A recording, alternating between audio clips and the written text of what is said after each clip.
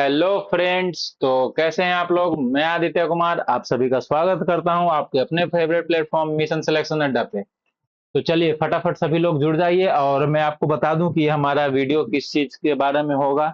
ये वीडियो हमारा DElEd first year के F12 पेपर यानी आईसीटी इंफॉर्मेशन कम्युनिकेशन टेक्नोलॉजी का है और ये 2022 के 2021 के पीवाईक्यू का एनालिसिस है। ठीक है, तो चलिए बिना किसी वक्त को गवाए हुए हम पहले क्वेश्चन की ओर बढ़े। उससे पहले अगर जो आप वीडियो को लाइक नहीं किए तो लाइक कर दीजिएगा। अगर जो आपके किसी सखी संबंधी को ये क्लास करना है तो आप उसे फेंक के शेयर कर सकते हैं। और अगर जो क्लास आपको अच्छा लगे तो हमारा चैनल को सब्सक्राइब कर सकते हैं। चलिए तो बढ़ते हैं हमारे आज के पहले क्वेश्चन की ओर और हमारा पहला क्वेश्चन ये रहा। हमारा पहला क्वेश्चन ये कह रहा है, सूचना तथा संचार तकनीकी यानी आईसीटी की अवधारणा को क्या करना है, आपको स्पष्ट करना है। ठीक है, तो चलिए आईसीटी के बारे में आपको क्या करना है, स्पष्ट करना है, बताना है उसका क्या क्या यूजेस हो सकता है। ठीक है, तो चलिए पहला क्वेश्चन हमारा ये रहा और पहले क्वेश्चन का जवाब हमारे सामने ये रहा। सूचना और संचार प्रौद्योगिकी आईसीटी उन तकनीकी उपकरणों और संसाधनों की एक विस्तृत श्रृंखला को संदर्भित करता है, मतलब दिखाता है, बताता है, जिनके उपयोग सूचनाओं को क्या करना है, इसका किस चीज में उपयोग होता है, सूचनाओं को प्रसारित करना यानी ब्रॉडकास्ट करना, किसी को दिखाना। ठीक है ना, संग्रहित करना यानी कलेक्ट करना। ठीक है ना, बनाने आप इंफॉर्मेशन किसी को बना भी सकते हैं, जैसे कि हम आपको कुछ नया सूचना अगर जो आया है किसी चीज के बदलाव को लेकर तो हम उसका सूचना बना सकते हैं। या साझा करना, किसी के साथ शेयर करना या आदान प्रदान करना, एक्सचेंज करना। ठीक है ना, आईसीटी का इन सभी चीज के लिए यूज किया जाता है।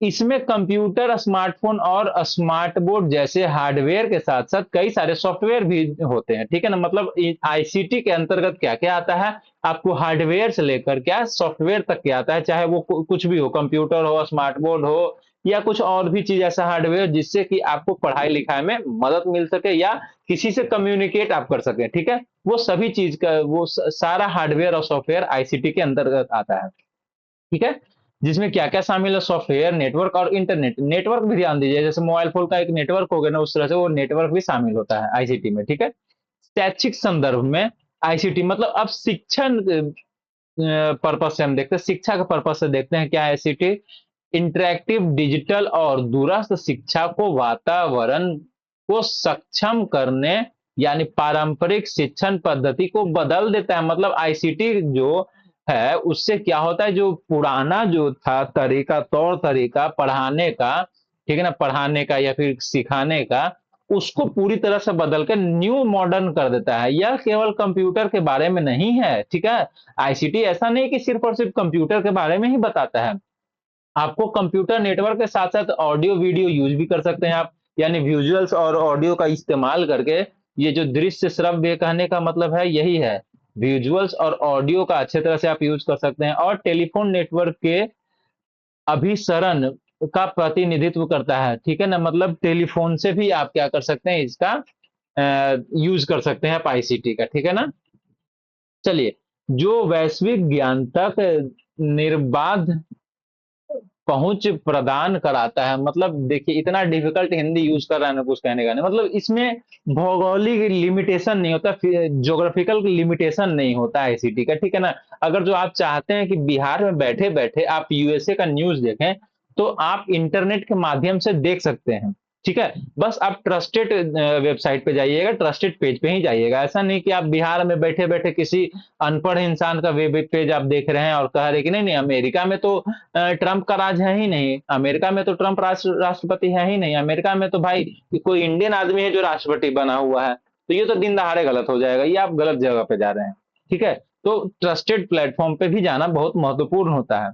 चलिए, तो आज का हमारा पहला क्वेश्चन कंप्लीट हुआ। अगर जो आपको कैसा लगा ये जरूर बताइएगा, आप वीडियो में कमेंट जरूर कीजिएगा। तब तक हम सेकेंड नंबर क्वेश्चन यानी इसका जो इंग्लिश का पार्ट है वो कर देते हैं। आप सभी जो इंग्लिश के प्रेमी लोग हैं वो इसे देख सकते हैं। ठीक है, थोड़ी देर हम आपके लिए 30 सेकेंड मौन व्रत धारण करते हैं।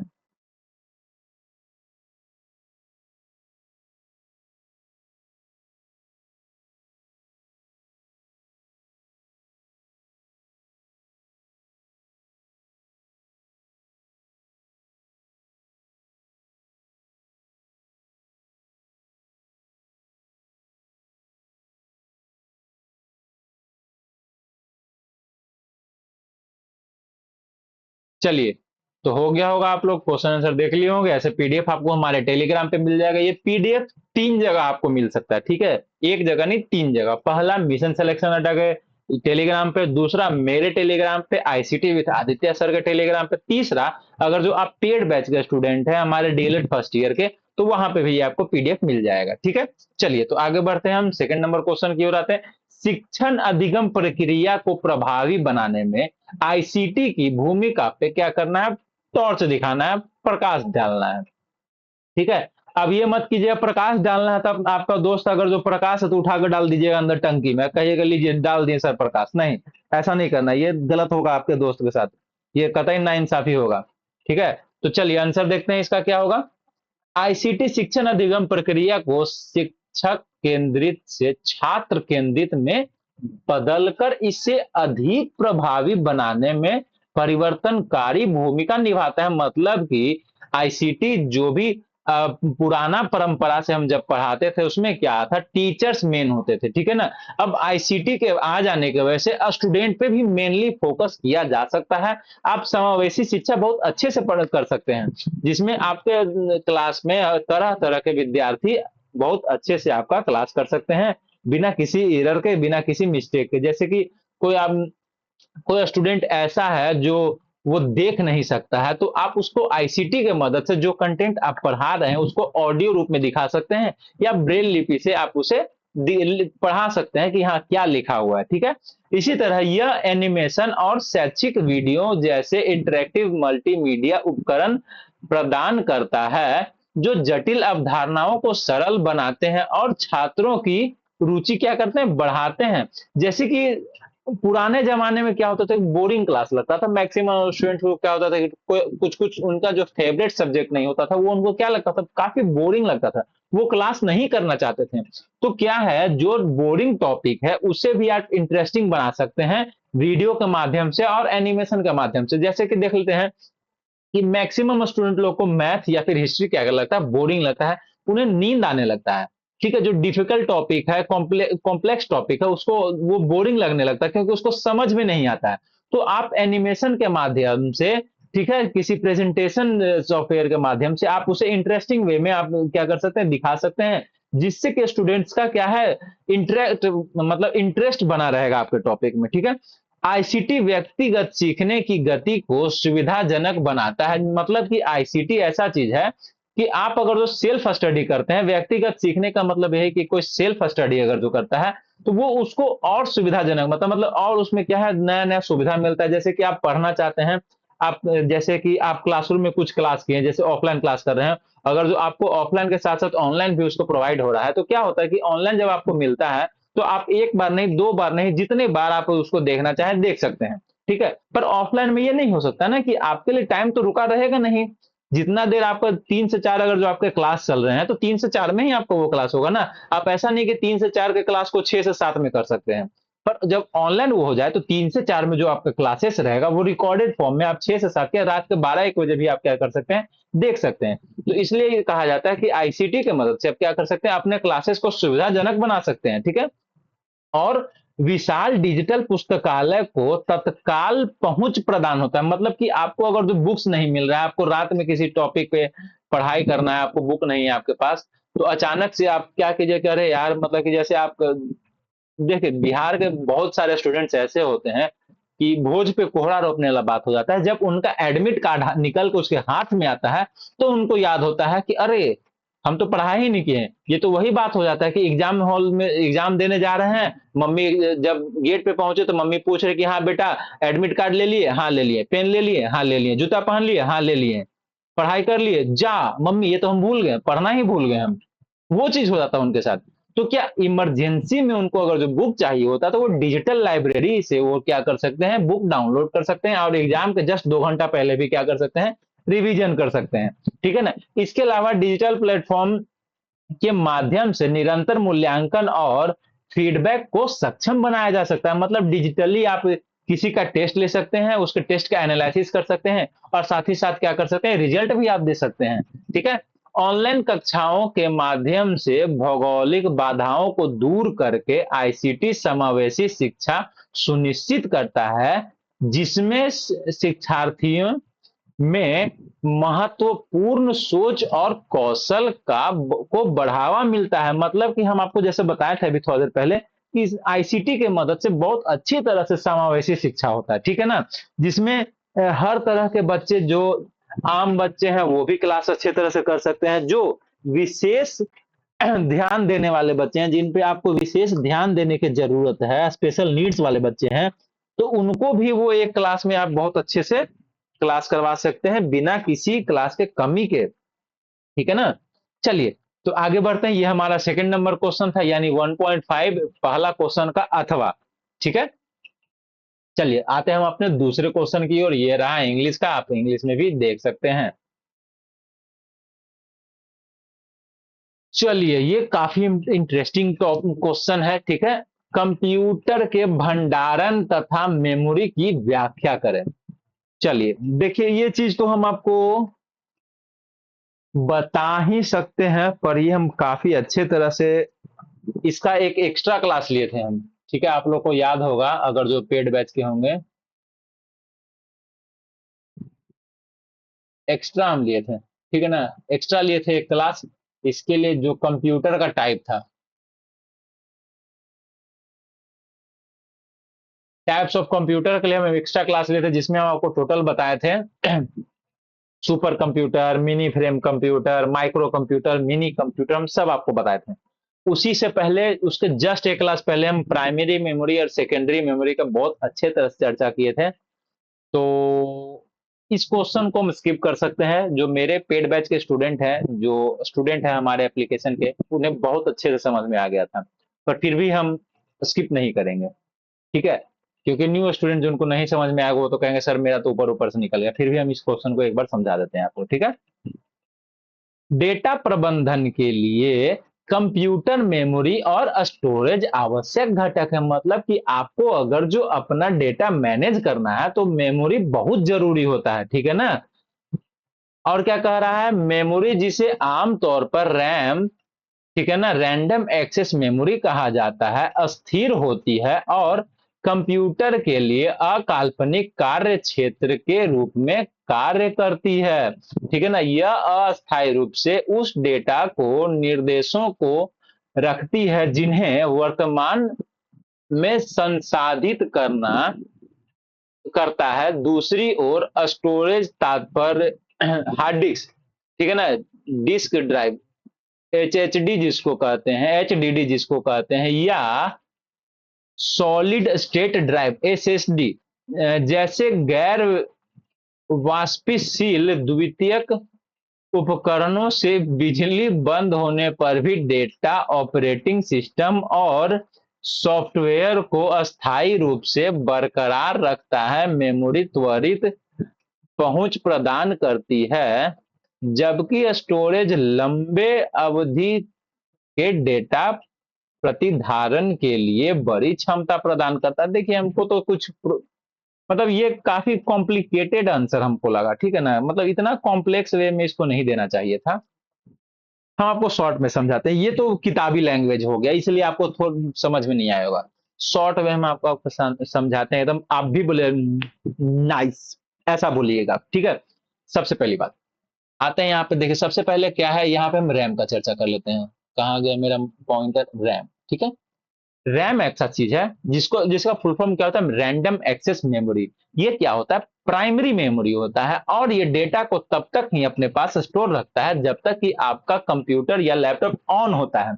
जैसे ही आपका कंप्यूटर या लैपटॉप ऑफ हो जाता है तो वो डेटा क्या होता है, आपका लॉस हो जाता है, आप उस डेटा को वापस से नहीं प्राप्त कर सकते हैं, ठीक है?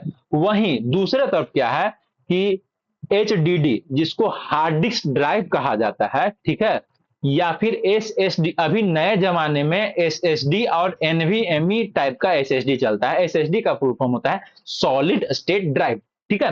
तो ये दो स्टोरेज टाइप है जो सेकेंडरी मेमोरी में आते हैं, और इनका काम रैम से सीधा विपरीत होता है।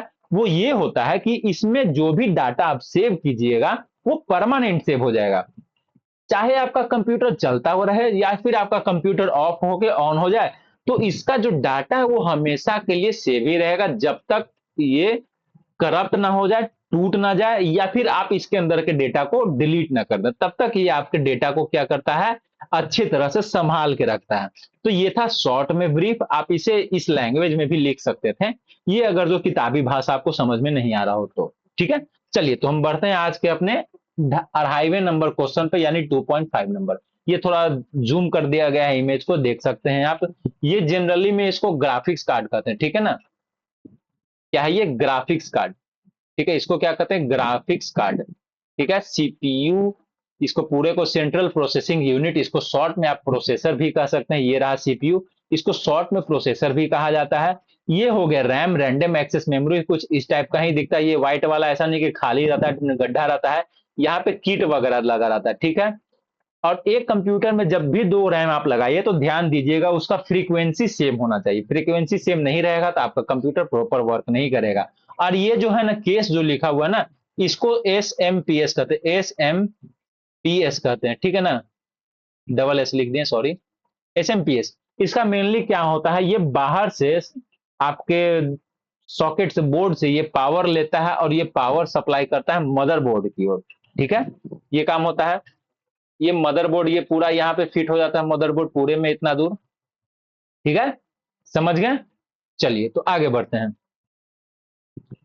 अब आते हैं हमारे 2.5 यानी 2.5वें क्वेश्चन की ओर। कंप्यूटर सिस्टम के हार्डवेयर मशीनी उपकरणों की सूची तैयार करें। ठीक है, कंप्यूटर हार्डवेयर में वे सभी भौतिक घटक शामिल होते हैं जो कंप्यूटर सिस्टम बनाते हैं। ठीक है, अब हार्डवेयर के बारे में चर्चा करने के लिए कह रहा है भाई। हार्डवेयर तो आपको हम लोगों क्लास बताए थे क्लास में, वो हार्डवेयर उसको कहते हैं जिसको हम छू सकते हैं, जिसका कोई फिजिकल फॉर्म हो। ठीक है, उसे हार्डवेयर कहते हैं। ठीक है, अब देख लीजिए हार्डवेयर कौन कौन से होते हैं। इन उपकरणों को इनपुट, आउटपुट, प्रोसेसिंग और स्टोरेज इकाइयों में क्या किया गया, वर्गीकृत किया गया है, डिवाइड किया गया, कैटेगराइज किया गया। कौन कौन सा, input device, output device, processing device और एक हो गया स्टोरेज डिवाइस। ठीक है, इन सभी कैटेगरी में क्या किया, इनको बांटा गया है। ठीक है, इनपुट उपकरणों में कौन कौन सा आता है, जरा ये देख लेते हैं। कीबोर्ड, माउस, स्कैनर और माइक्रोफोन शामिल है। ठीक है, ये चीज हो गया। जो सिस्टम में डेटा दर्ज करता है, यानी ये डाटा देता है, प्रोवाइड करता करवाता है सिस्टम को, हाँ कि ये यूजर द्वारा दिया गया डाटा है। ठीक है, central processing unit, CPU process, क्या प्रोसेसिंग मस्तिष्क के रूप में कार्य करता है। सीपीयू का क्या काम होता है, ये एक कंप्यूटर का दिमाग इसको कहा जाता है, क्योंकि सारे काम को यही कंट्रोल करता है। ठीक है, कि कौन सा काम कब और कहां होना चाहिए। ठीक है, आउटपुट डिवाइस देख लेते हैं क्या क्या आउटपुट डिवाइस परिणाम प्रदर्शित करते हैं। मतलब कि जो भी आप इनपुट दीजिएगा कंप्यूटर को तो उसका जो रिजल्ट होगा, जैसे कि आपने इनपुट दिया 3+5 = क्या होगा, तो ये आउटपुट आपको देगा क्या, 8। तो आउटपुट कहां शो होना चाहिए भाई, तो ये मॉनिटर के डिस्प्ले पे, मॉनिटर पे डिस्प्ले कर रहा है, तो जो मॉनिटर हुआ वो आउटपुट डिवाइस हो गया। ठीक है, या फिर आप इस 8 को प्रिंट करवा के हाथ में लेना चाहते हैं आउटपुट के लिए, तो वो क्या हो जाएगा, प्रिंटर भी एक आउटपुट डिवाइस हो जाएगा। जैसे देख लेते हैं, जिसमें मुख्य रूप से है मॉनिटर, प्रिंटर और स्पीकर। ठीक है, अंत में स्टोरेज डिवाइस जैसे कि हार्ड डिस्क हो गया, एचडीडी और एसएसडी, जैसे हम आपको बताए थे, और यूएसबी फ्लैश ड्राइव। डेटा को यूएसबी फ्लैश ड्राइव कहने का मतलब हो गया पेन ड्राइव और मेमोरी कार्ड वगैरह। ठीक है, डेटा को क्या करते हैं, अस्थायी रूप से सुरक्षित रखने की जिम्मेदार है। मतलब ये यूएसबी, एसएसडी और एचडीडी जो भी है, ये डेटा को स्टोर रखने के लिए काम आते हैं। ठीक है, तो किन्हीं को कोई डाउट आ रहा हो तो कमेंट करके जरूर पूछें। ऐसा नहीं कि हम क्लास लेने के बाद आप सभी का कमेंट इग्नोर करते हैं। हम पर्सनली वीडियो पे जब भी टाइम मिलता है तो सबका कमेंट देखते हैं, जिसका जो डाउट रहता है हम उसे क्लियर करते हैं। अगर फिर भी आपको लगे कि हाँ यूट्यूब पे कमेंट से हम आपको डाउट्स क्लियर नहीं कर पा रहे हैं, तो आप हमारे टेलीग्राम पे जुड़ सकते हैं। हमारा टेलीग्राम ये रहा, सारे वर्ड्स कैपिटल में लिखिएगा, @ पहले लगा दीजिएगा। ठीक है ना, ICT with Aditya sir, ADITYA Aditya sir, ये रहा मेरा टेलीग्राम का नेम। ठीक है, टेलीग्राम चैनल में जरूर जुड़िएगा। हम आपके लिए इस पे चैट ओपन रखे हुए हैं, तो ऐसा नहीं कि टेलीग्राम में सिर्फ जुड़े, पीडीएफ लिए और अपना डाउट नहीं क्लियर कर पाए। आप डाउट पूछ सकते हैं, मैं आपका डाउट जरूर क्लियर करूंगा। ठीक है, तो चलिए हम बढ़ते हैं अपने अगले क्वेश्चन की ओर। देखिए ये हम आपको बताए थे सीपीयू का, आपको एक और पीवाईक्यू में हम करवाए थे, ये सीपीयू का मेन कोर हो गया। यही सारा काम को ये बांटना है। ठीक है, यही सबको काम बांटता है कि ये भाई तुमको ये काम करना, तुमको वो काम करना। एक काम करो कि आलूआ जाएगा क्या लाने, आलू जाएगा एक गिलास पानी लाने, और अंदर वाला जो दिमाग है, इंटरनल मेमोरी जो स्टोरेज है, वो जाएगा एक गिलास दूध लेके आएगा। अब बाहर वाला जो है वो क्या करेगा, बाहर से सब्जी लेके आएगा। ये सब काम जो भी काम रहता है कंप्यूटर का, वो क्या है, सीपीयू ही डिस्ट्रीब्यूट करता है सबको काम। चलिए आते हैं हमारे आज के तीसरे क्वेश्चन और लास्ट क्वेश्चन की ओर। इसके बाद जो तीन क्वेश्चन बचेगा वो हम नेक्स्ट क्लास में करेंगे। चलिए आगे बढ़ते हैं। ऑफिस ऑटोमेशन में विभिन्न सॉफ्टवेयर पे क्या करना है, टॉर्च दिखाना है आपको, प्रकाश डालना है। ठीक है, अब एमएस ऑफिस के बारे में सारा चीज आपको बताना है। ठीक है, जरूरी नहीं कि एमएस ऑफिस के बारे में ही आप बताएं, आपको ऑफिस ऑफिस ऑटोमेशन में एक और चीज आता था आपको, जो कि ओपन सोर्स में रहता था। आप सभी लोग कमेंट करके नाम जरूर बताइएगा, हम आपको क्लासेस में करवाए थे कि कौन ओपन सोर्स में है और कौन पेड सोर्स के लिए, जिसके लिए लाइसेंस लेना पड़ता है। चलिए ठीक है, आगे बढ़ते हैं।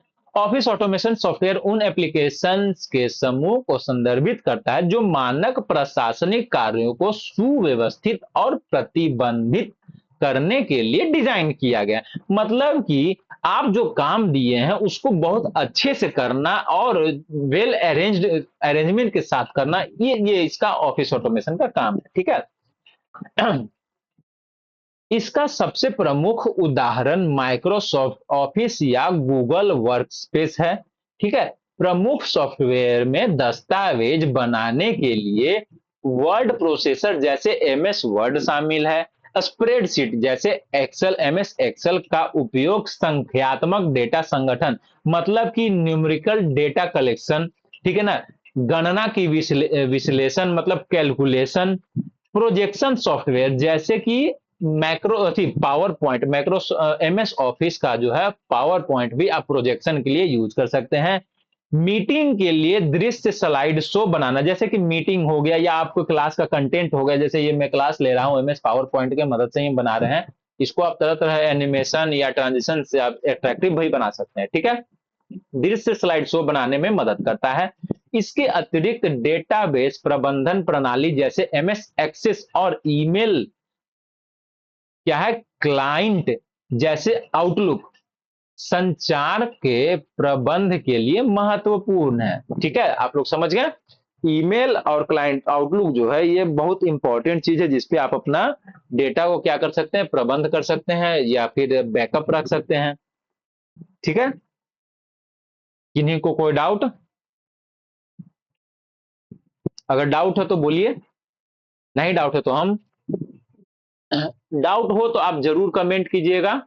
ठीक है, तो मिलते हैं हम नेक्स्ट क्लास में, तब तक के लिए आप सभी को थैंक्स, धन्यवाद, टाटा बाय बाय, जय हिंद जय भारत।